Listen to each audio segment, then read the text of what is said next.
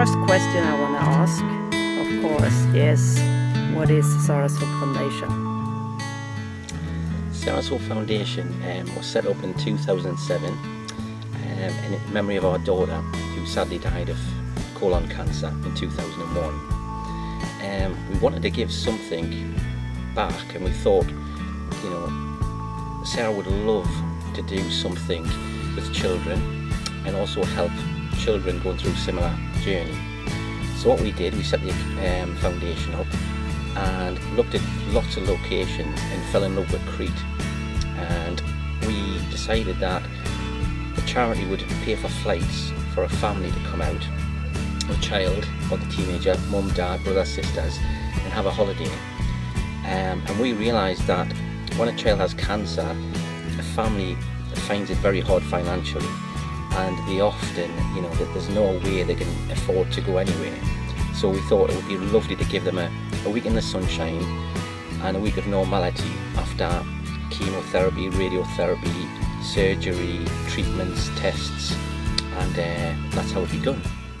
So how did it actually begin? Yeah, I understand that she got sick, but how was your journey? Our journey when she was diagnosed was a roller coaster. It was horrendous. The whole world falls apart. I mean, literally falls apart. And you don't know at the beginning of your journey what a roller coaster it is. You know, one minute you're up, and the next minute you're hitting the bottom at such a rate because they tell you, you know, the chemo's not working, or she needs more surgery, or this needs to happen. So for the first year of Sarah's diagnosis, we were just in hospital and were in total shock. Then she got the all clear, as we thought, after our second operation, and more chemo and pneumonia and numerous things. So we had a celebration party for her. In the following year we thought, stuff it, you know, we're just gonna, she got disability living allowance, so we saved it all up and we had 3 holidays, amazing holidays, and she loved it. And I've got those memories of those holidays with her brother, with us, with our friends, with granny, cousins, you name it. And then when she passed away, obviously my life was devastated yet again, and years passed, and when I was 40 we went to Zante, got pregnant to have Faye, which everything changed again, and then decided we wanted to do something. We didn't want to just take life for granted, so we applied for a place in the sun. Got accepted, actually came over to Crete, bought an apartment here, and it was sitting one evening in Crete when Faye was 2 years old, 2.5 years old, on the balcony in our apartment in Malame. And I said, Jeg, wouldn't it be brilliant? We're sitting here tonight, it's a sunset, it's beautiful. If we could do this for families going through what we went through. And he said, right, let's do it. And that was it. An idea on a balcony in Crete. Went home, met a group of friends, and it went from there. And it was it wasn't an easy journey, but it was a journey we were determined to do, you know, so that was it.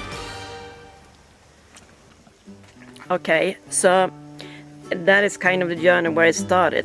But then when you came to Crete, what happened then? Because I can't imagine that it just fell down the house from heaven or no. So how did you work? How did you get this idea to come through? Yes. What we did, we started looking at plots of land. We looked at lots of land. We had a friend here who helped us, who worked for an estate agent, and she looked at, you know, lots and lots of plots of land. And the original idea was to buy a plot of land, build it and everything. And then we just got an idea and we said, look, let's go out and see what's out there. Because at that time we did lots of fundraising in the UK, and we had the money for the land, and we thought, you know, we want to get the kids out earlier. You know, how can we do it? So came here, found Sarah's retreat, and did a great deal with a very kind gentleman down in down in the south of England who had a sad story as well and leased the villas for 5 years. And when we walked into Saras Retreat, we just got goosebumps, and we knew that it was very special and it was perfect for a child to relax, to forget about having cancer, for mum and dad to have fun, and also you've got resorts just about 5 minutes down the road. You've got lovely beaches, you've got water park, you've got everything. It's just perfect. I couldn't ask for something any better. And Saras Hope is a foundation. Yes. So, and as I understand, it is a foundation that is really big in England. Yeah. Yeah. Yeah. And you were the one starting it, but Yes. are you the one still running it? No. No. What happened? We were the founders, but when we became registered, we had to find directors and trustees.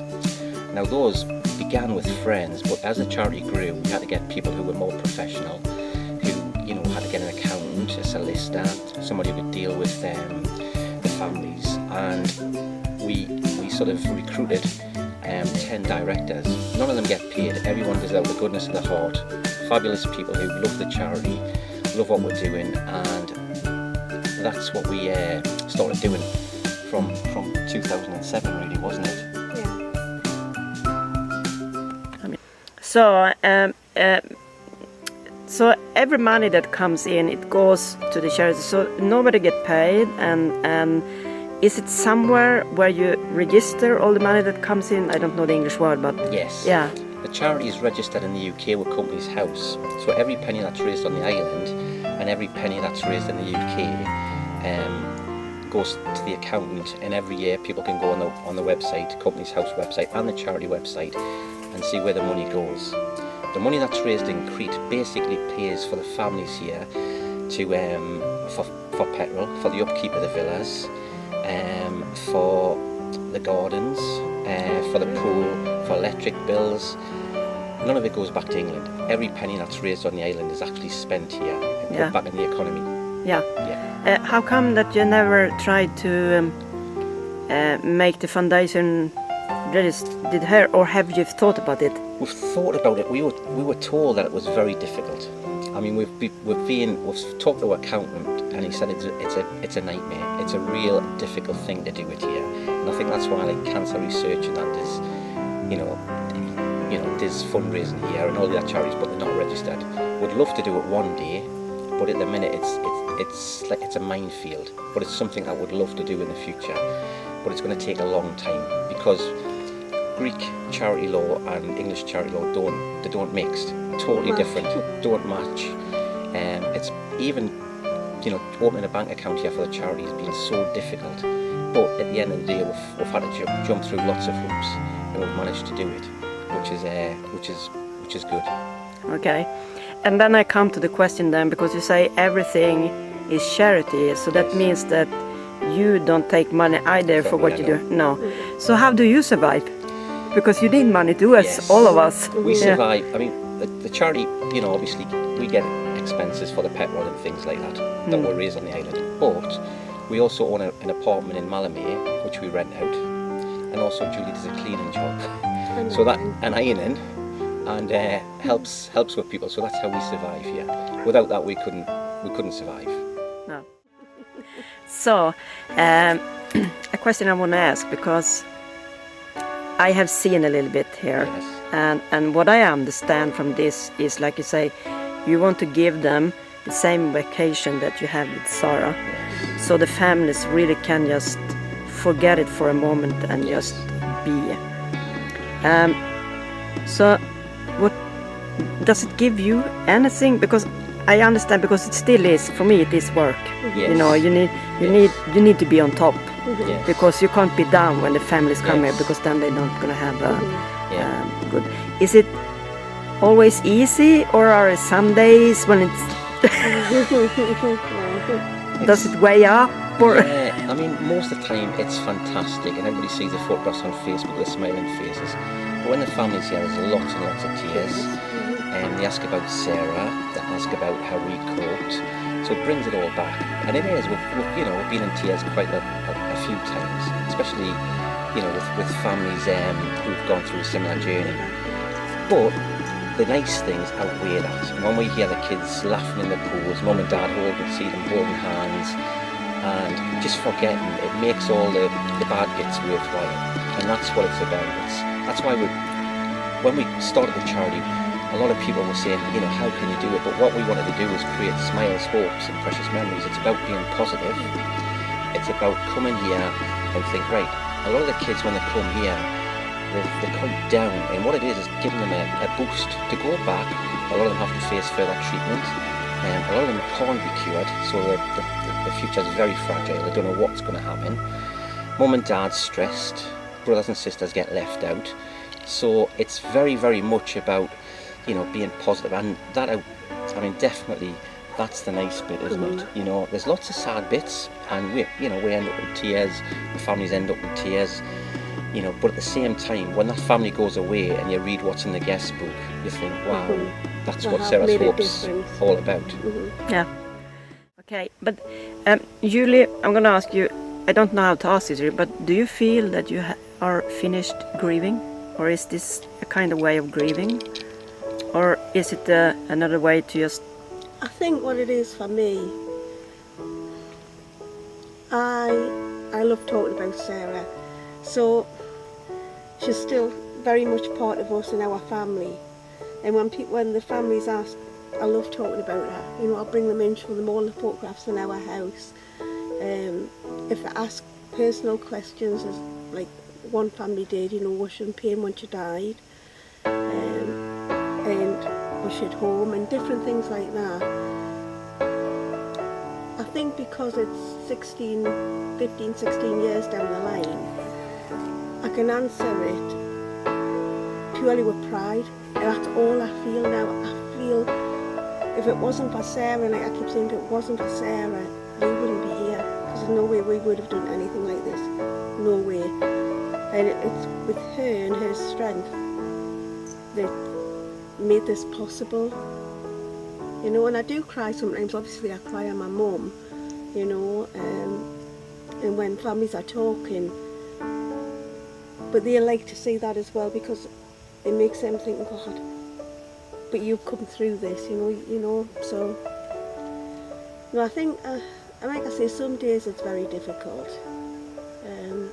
but I just talk about Sarah with pride, like with a smile on my face, like she does, like she did, so. And yet, do you feel that you're finished grieving, or is this a way of grieving, or no? Is it? Yeah. I think, like I say, this is something Sarah would love to do. We both give up really good jobs in the UK. I went to university. I was a manager of a care home in the UK. Had good money, big jobs.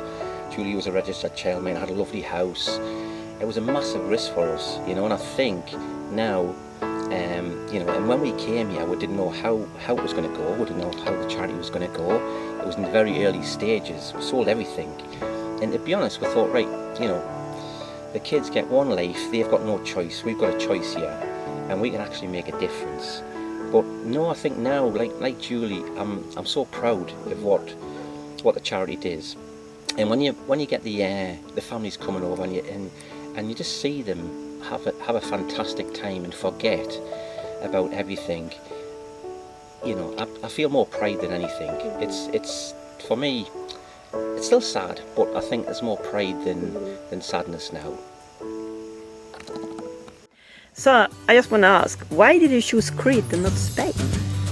Well, what happened, we actually had to convince the Charity Commission in England that we wanted to locate us to Crete, because they were saying, well, why not Spain? It's only 2 hours away. But we fell in love with this place when we first stepped on the island. It's a very magical place, very spiritual, and also the people are so warm, friendly, the scenery, it's got everything, but it's very, very special, and we didn't get that anywhere else. Had a feeling. And also, Sarah's favourite place in the world was Greece. She loved the Greek people, she loved the Greek culture, she loved the relaxed atmosphere, the family-orientated, culture. She loved everything about it. So for us, it was very easy. But like I say, in the early days, we really had a fight, because we had to convince the Charity Commission in England, which we're governed by, that this was the right place to locate the charity. Okay, you know me a little bit, so you know that I'm a spirit person. So here comes the question. Could you, I mean this in a good way. Could you see that it might be a reason that everything happened from the line? Because what I heard that you have described, that Sarah was a very strong person and she affected other kids that were sick. Yes. Do you, in some kind of way, think there is a reason? Look, she's talking. Yeah, that all this happened so that other kids would have an opportunity. And do you think it's possible? And do you think that Sarah is here? Oh, Yes, definitely. Yeah. Definitely. And I do think, you know, that, like I say, without her, this wouldn't have happened. So I think because it happened to Sarah, we can give so much more back. And to be honest, I don't think Sarah would change a thing. And she said that in hospital. She was pleased it was her and not mum, dad or ma. So I don't think she would change one thing about her short life, you know. I think she'd be so happy that even though she only had 16 years, that something fantastic's come out of that 16 years. You know, we all, you know, I'll be living, you know, people might live 50, 60, 70 years and not, you know, not make such a difference. So in 16 years, she made such a difference to so many lives already, and, you know, in the future will make a difference to many, many more lives. Good. Thank you.